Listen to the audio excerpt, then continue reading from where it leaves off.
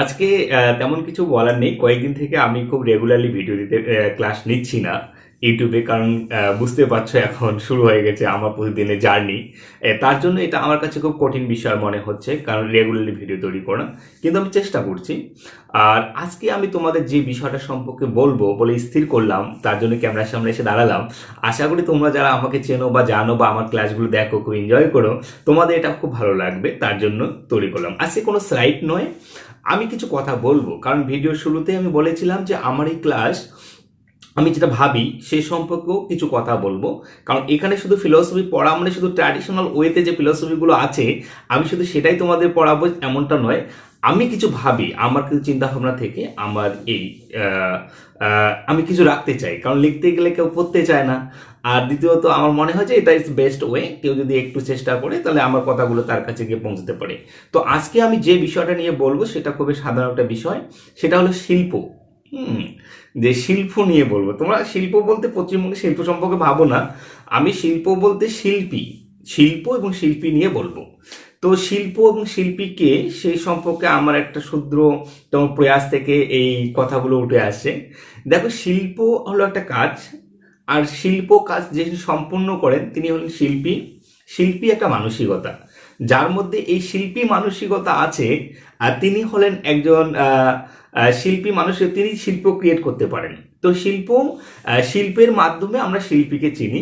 তো আমাদের সমাজে শিল্পী কে আর শিল্পী কে নয়, এটা নিয়ে কিন্তু একটা বড় একটা সমস্যা।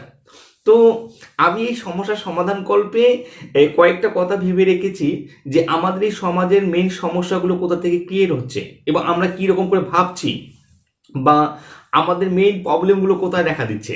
দেখো, একটা সত্যি কথা কি, যদি হানি সিং বলে তো চেনো তোমরা, একদম বিখ্যাত গায়ক। হানি সিংকে ডেকে নিয়ে এসে বলো ভাই তুমি ভজন গাও, ইটস নট পসিবল। কিংবা সচিন টেন্ডুলকারকে বলো যে না তুমি এখন একটা সিনেমা ডিরেক্ট করবে, তো ইটস নট পসিবল।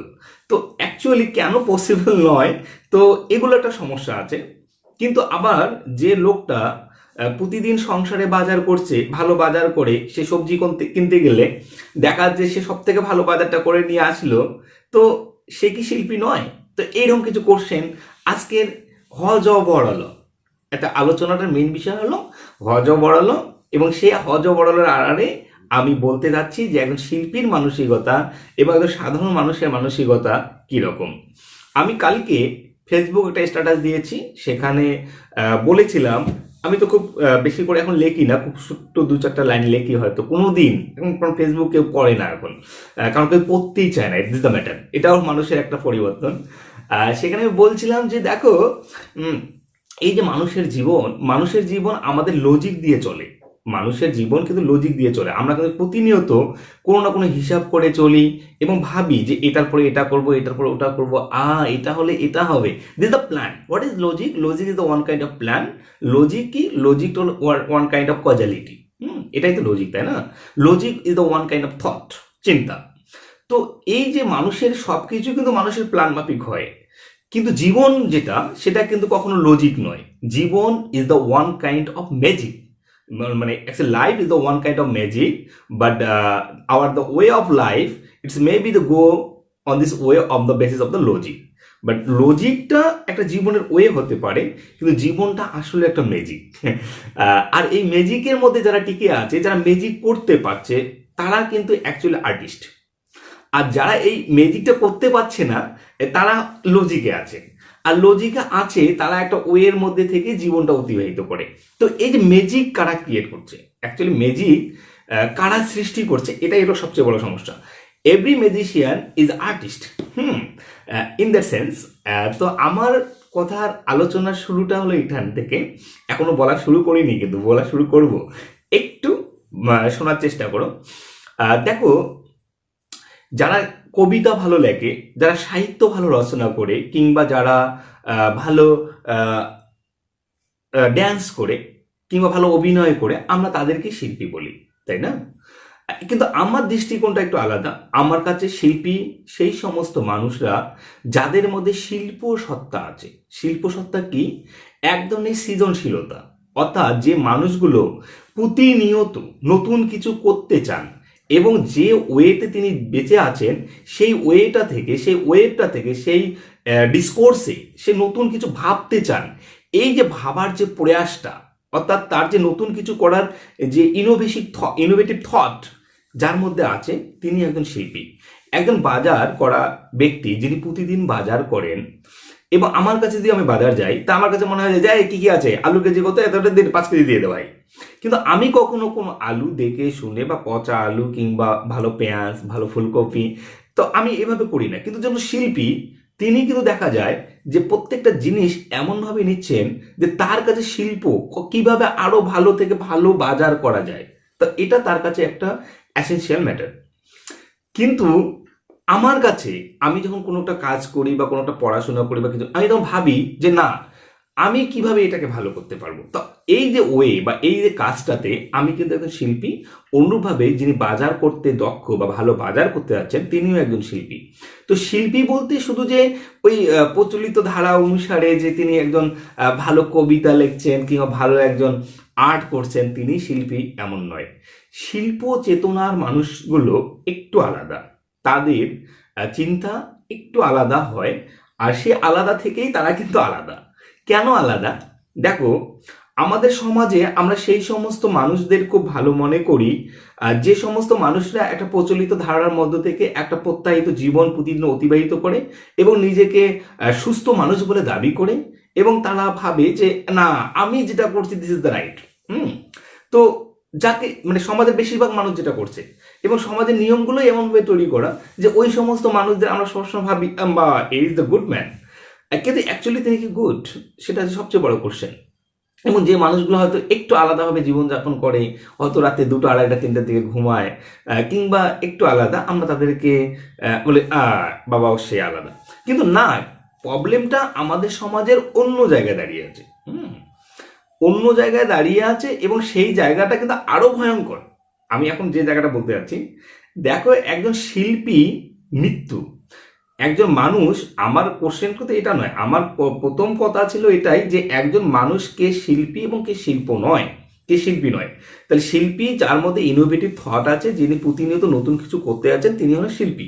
এবং এই মানুষগুলো সবসময়, একটা শিল্পী মানুষরা সবসময় কিন্তু বেঁচে থাকতে চায়।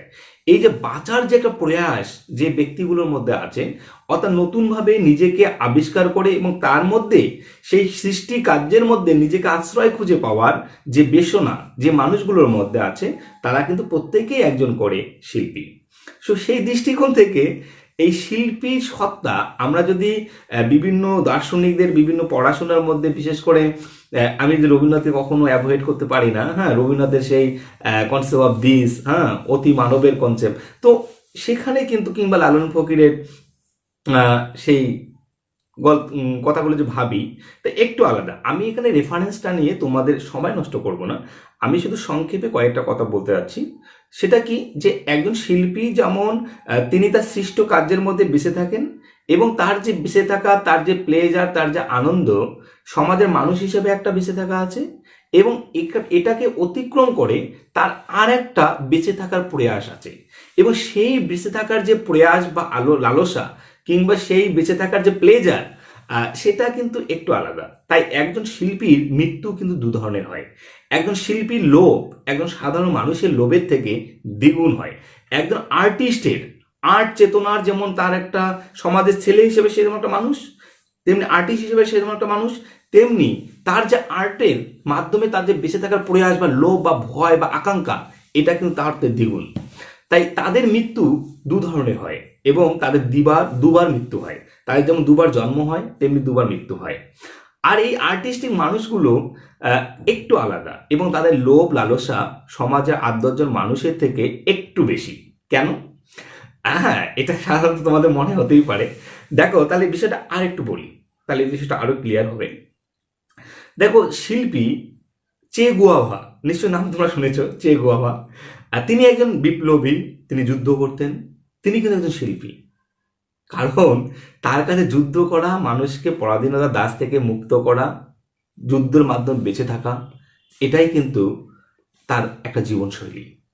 যখন চে গুয়াভার আমেরিকার ওই গেরিলা যুদ্ধের শেষে তো তিনি মৃত্যুবরণ করেন, তখন যাকে বন্ধু ধরা হয়েছিল, তো তখন তিনি বলেছিলেন, দেখো তোমার বন্দুকের গুলিতে একটা মানুষ মরবে না, চেয়ে গুয়াভা মারা যাবে। তো দিস দ্য ম্যাটার। তো তার কাছে এই যুদ্ধটা একটা শিল্প।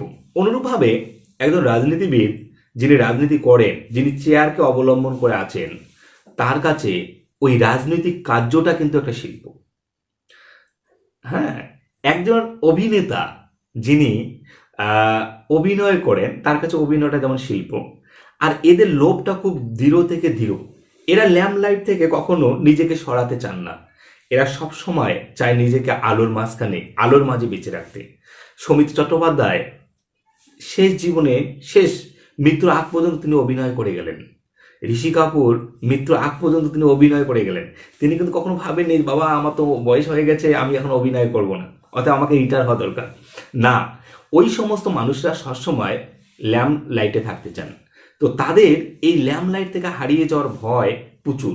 আর এই ভয় থেকে তাদের মনে এই যে ল্যাম্প লাইটে বেঁচে থাকার যে লালসা, সেটাও কিন্তু চরমতম। আর এর জন্য তারা কিন্তু অনেক কিছু করতে পারে, যেটা সাধারণ মানুষ কখনোই করতে পারে না। কারণ সাধারণ মানুষের দ্বারা ম্যাজিক হয় না, সাধারণ মানুষ বেঁচে থাকে লজিকে। বুঝতে পারছো প্রবলেমটা কোথায়? তাই আমরা যখন কোনো মানুষ সমাজের 8-10টা মানুষ থেকে আলাদা, এবং বিশেষ করে বিয়ে শাদী করেনি, আমরা অনেক সময় তাদেরকে ভাবি যে তারা খুব ভালো লোক, রাষ্ট্র তাদের হাতে দিলেই, অর্পণ করলেই খুব ভালো হবে, তাদের কোনো পিছু টান নেই। কিন্তু অ্যাকচুয়ালি সেই মানুষগুলো যে শিল্প, সেই মানুষগুলো যে শিল্পী, আমরা সেটা ভুলে যাই। আমরা হয়তো ভাবি যে না বাবা, এই লোকটার কোনো পিছু টান নেই, এই লোকটা তো সমাজের 8-10 জনের থেকে আলাদা, এর তো কোনো ফ্যামিলির টান নেই, তাহলে এই লোকটা খুব ভালো লোক, আমাদের লজিকে এটাই বলে।